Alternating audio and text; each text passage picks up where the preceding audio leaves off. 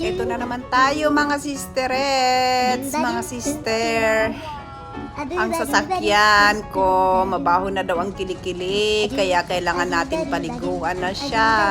Nagtatawag ng paliguan na daw kasi baho na, madumi na siya, kaya kailangan natin paliguan bago punta muna sa trabaho. At nag-drop muna ako dito sa may paliguan ng sasakyan.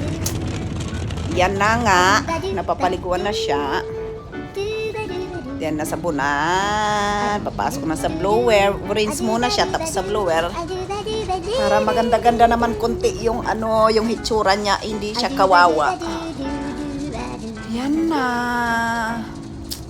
Tapos na.